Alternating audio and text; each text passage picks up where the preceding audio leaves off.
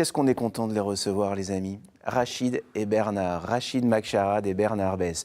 On va parler de pâtisserie, on va parler de savoir-faire, on va parler de transmission. Bonjour à tous les deux. Bonjour. Bonjour.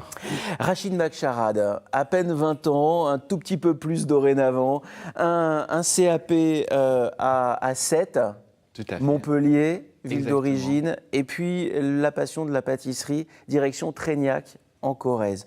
D'où vient, Rachid, la passion pour la pâtisserie? Alors la passion pour la pâtisserie, donc c'était à l'âge de mes 13 ans, donc je voyais ma maman faire des gâteaux tous les week-ends.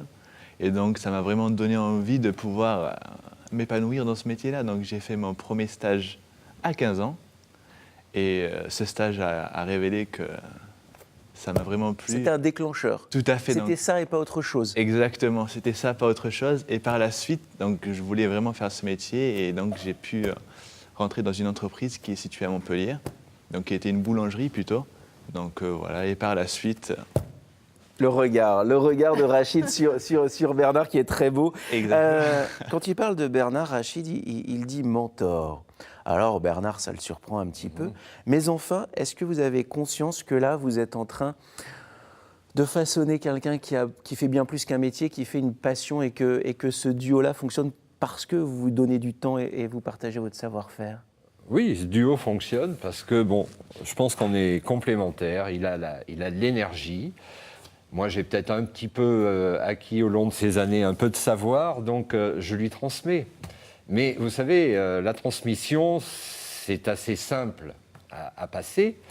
Il faut que la personne à qui on transmet sache le recevoir comme il faut. En capacité de recevoir, voilà. bien sûr. Et Rachid a cette capacité de recevoir les informations et surtout d'écouter les conseils qu'on peut lui donner.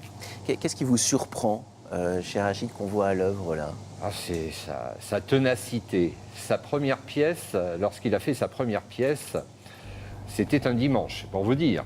Ouais. Un dimanche, il s'est attaqué et puis Rachid ne sait pas faire des petites pièces. Il fait toujours des pièces assez monumentales. Et elle était bien entamée, elle était, je dirais pas finie, mais elle était bien entamée. Je lui dis, allez, il faut que tu te calmes un peu, on va aller grignoter un petit morceau et on reprendra ça après. Et quand on est revenu dans le laboratoire, pouf, la pièce était tombée. Elle était tellement lourde que le poids, voilà. Il a fait ni une ni deux. Il a ramassé le chocolat. Il a repris de nouveau du chocolat, il a recommencé la pièce sur le champ. Et là, vous vous êtes dit, OK, là, je fais bien de l'accueillir dans mon entreprise. Votre entreprise a reçu le label d'ailleurs patrimoine, entreprise du patrimoine vivant, hein, donc autant dire que Rachid est dans une bonne maison. Exactement. Rachid, première pièce, alors c'était une licorne. Vous plongez dans vos souvenirs d'enfance pour créer vos pièces? Exactement, donc je plonge vraiment dans mes souvenirs d'enfance. Donc licorne, c'est vraiment quelque chose de féerique, donc qui m'a rappelé vraiment des souvenirs. Et donc je voulais vraiment réaliser en pièces en chocolat. Et après par la suite, donc c'était vraiment l'univers de Walt Disney. Donc par la suite, donc j'ai fait Aladdin. Donc ça, on va en parler tout à l'heure des pièces. Vous allez découvrir à la maison des pièces absolument incroyables. Vous êtes venu avec de la pâtisserie aussi. Tout à fait. La pâtisserie, c'est une discipline extrêmement exigeante. Il faut avoir en vous beaucoup de rigueur. On peut montrer ça c'est très beau. Il faut beaucoup de rigueur pour la pâtisserie, non? Tout à fait, donc c'est beaucoup de rigueur, mais c'est aussi beaucoup de remise en question. C'est-à-dire on se remet beaucoup en question. Tous les jours, en se levant, on se remet en question pour pouvoir faire mieux. Toujours. Toujours mieux. Qu'est-ce que vous apprenez auprès de Bernard? J'apprends tout. Parce que c'est vraiment Bernard qui m'a vraiment tout appris en pâtisserie. Donc j'avais quelques bases, mais c'est vraiment Bernard qui m'a tout appris. Le chocolat, par exemple, j'avais jamais touché le chocolat. Ça fait tout juste 1 an que j'ai touché le chocolat et auparavant, je n'avais jamais touché le chocolat. Sauf qu'aujourd'hui, vous faites des concours, évidemment, Bernard vous encourage à cela. Vous auriez pu vous dire, bon, ben voilà, l'entreprise boulangerie-pâtisserie à Montpellier, ça me suffit bien. Bon, ok, je vais aller voir un peu comment ça se passe dans l'excellence chez Bernard Besse. Et puis, ne pas faire de concours, vous reposer un peu sur vos lauriers. Mais on l'a bien compris quand Bernard dit, non, hop, il a la ténacité. C'est quoi? Qu'est-ce qui est en vous pour avoir envie d'aller faire des concours, envie de vous challenger?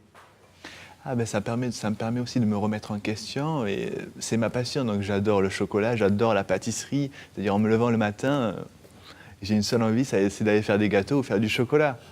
J'adore ça. J'adore ça. Il y a un côté qui est très rassurant, Bernard, dans le discours de Rachid, non?